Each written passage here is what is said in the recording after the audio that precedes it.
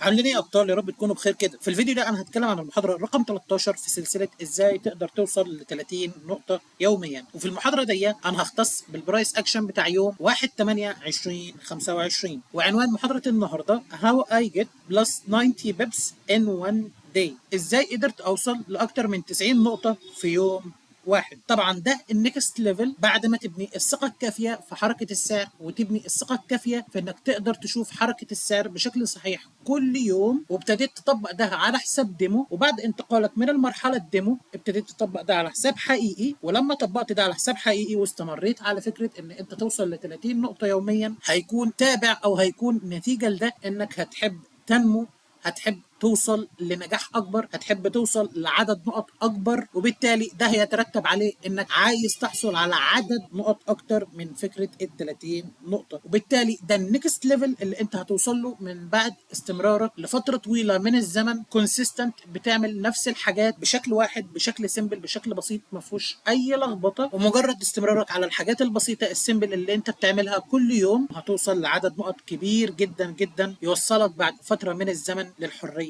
الماليه. طبعا الموضوع بيكون سيكولوجي بحت، الموضوع بيختلف من شخص للتاني. في شخص ممكن يوصل للكلام ده بعد سنتين، في شخص ممكن يوصل للكلام ده بعد 5 سنين. الموضوع مش عيب فيك، الموضوع مش مشكله فيك، الموضوع هو بناء على ثقتك في حركه الماركت، ثقتك في السيت اب بتاعك، ثقتك في دخولك للماركت، ثقتك في رؤيه حركه الشموع ورؤيه الماركت بيتحرك ازاي، امتى، ليه. يعني الموضوع ده مش بيجي خبط لزق، ولا انت هتنام تصحى تلاقي نفسك عارف تتداول الكلام ده. لا، الموضوع بيجي تدريجي من 30 نقطة، 50 نقطة، 70 نقطة، 90 نقطة، 120 نقطة.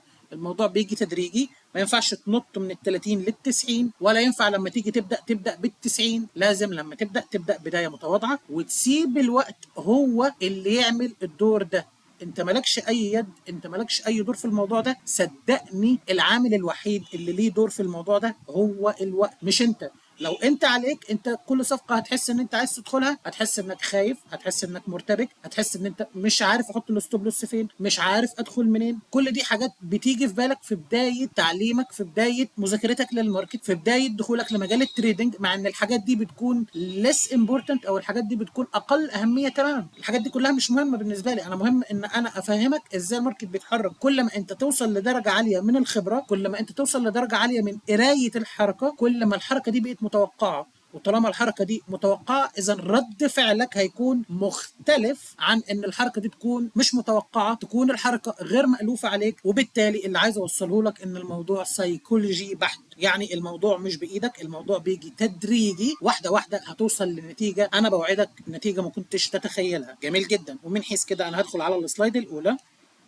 طيب، ده الفريم اليومي على الناسداك. لو تاخد بالك السعر نازل بقوه ونازل بزخم للاسفل. طبعا السعر عمل كده ليه؟ نتيجه استهداف كل الليكويديتي اللي موجوده هنا. ده رقم واحد. رقم اتنين، احنا حاليا 1 اغسطس 2025، والمقصد هنا من ان انا اقول لك التاريخ ان انا عايز اوصل لك فكره ان لو الشمعه بتاعت الفريم الشهري للناسداك هتكون شمعه ايجابيه، اذا الشمعه الايجابيه دي لازم يتكون ليها ديل. طبعا لو انت مش فاهم الكلام اللي انا بقوله، هتلاقيني نزلت في محاضره من المحاضرات السابقه شكل الكاندل ستيك. طبعا اثناء الشرح كانت الكاندل ستيك دي كانت كاندل ستيك اسبوعيه، ولكن اللي انا شرحته وقتها لو تفتكر قلت لك ده ينطبق من فريم الثانيه لفريم السنه. يعني اللي انا هقوله لك دلوقتي ينطبق على اي تايم فريم، سواء يومي، شهري، اسبوعي، سنوي، اي تايم فريم. وبالتالي طالما هو 1 اغسطس، فالفريم الشهري لازم يسجل لي قاع شهري عشان السعر يكمل في الاتجاه الصاعد. وبالتالي طالما ده 1 اغسطس، فالهبوط اللي حصل هنا بغرض لم الليكويديتي اللي موجوده هنا، وخصوصا السيوله اللي موجوده هنا. ده رقم واحد. رقم اتنين، ان الفريم الشهري بيبتدي يسجل القاع الشهري في اول 5 ايام لاول 7 ايام من تداولات الشهر الجديد. وبالتالي الهبوط اللي حصل هنا كله بغرض تسجيل القاع الشهري. لكن انا ازاي تداولت ده؟ طبعا عشان تفهم ازاي تداولت ده لازم ادخل على السلايد اللي بعديها. وبالتالي عشان اتداول ده انا استخدمت الوك او الديل اللي موجود هنا. الديل ده بالنسبه لي كان بوينت اوف انترست، وفي نفس الوقت ديسكاونت اري اقدر اعتمد عليه في الشراء. طيب ليه؟ لان الديل ده هو اللي سحب لي القاع السابق. في نفس الوقت بعد الشمعه دي اتكون عندي جاب ايجابيه موجوده هنا، وهي الديفرنس او السيبريشن اللي موجود ما بين قمه الشمعه دي لقاع الشمعه دي.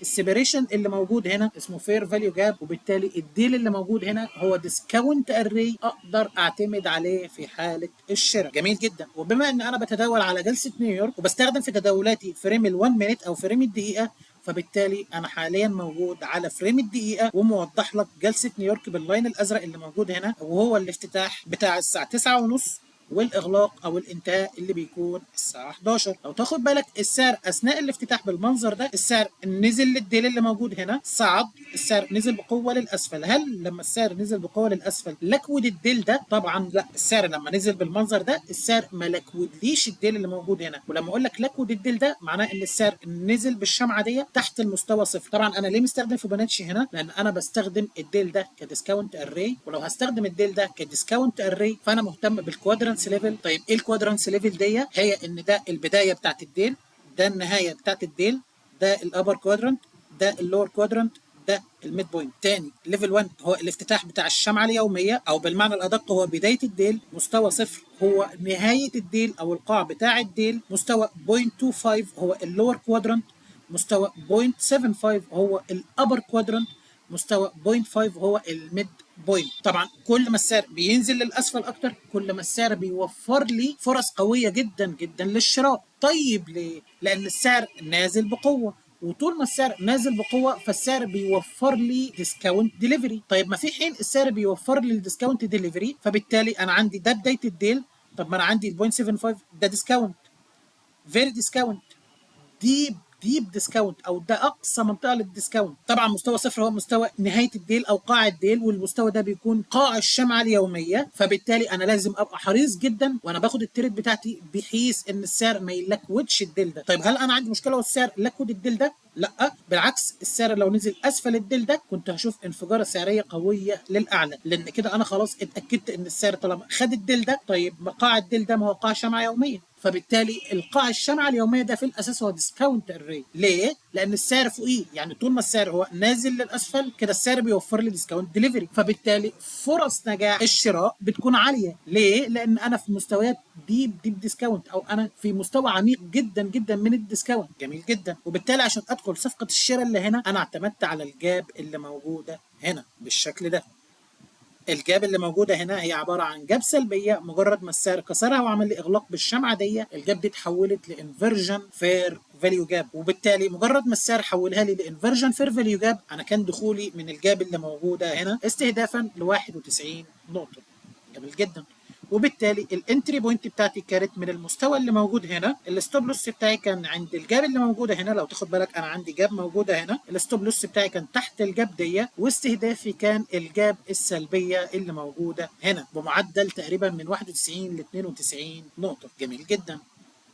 طبعا زي ما انا موضح لك هنا الدخول بتاعي كان من عند 22726 والخروج بتاعي كان عند 22817.93، يعني تقريبا 22818، يعني تقريبا بمعدل حوالي 92 نقطه. وزي ما وضحت لك الستوب لوس بتاعي كان تحت الجاب الثانيه اللي موجوده هنا، يعني الدخول بتاعي كان من الجاب اللي موجوده هنا. مجرد ما السعر اغلق هنا انا دخلت بالشمعه السوداء اللي موجوده هنا، الستوب لوس تحت الجاب اللي موجوده هنا، والتيك بروفيت بتاعي عند الجاب السلبيه اللي موجوده هنا. يعني الجاب اللي موجوده هنا دي هي نفسها الجاب اللي موجوده هنا. وبكده ابقى انتهيت من محاضره النهارده، وهسيبكم دلوقتي مع التريد لايف على الماركت. اتمنى الفيديو يكون بسيط، اتمنى اكون قدمت لكم معلومه مفيده، وبالتوفيق ليكم جميعا كده يا رب.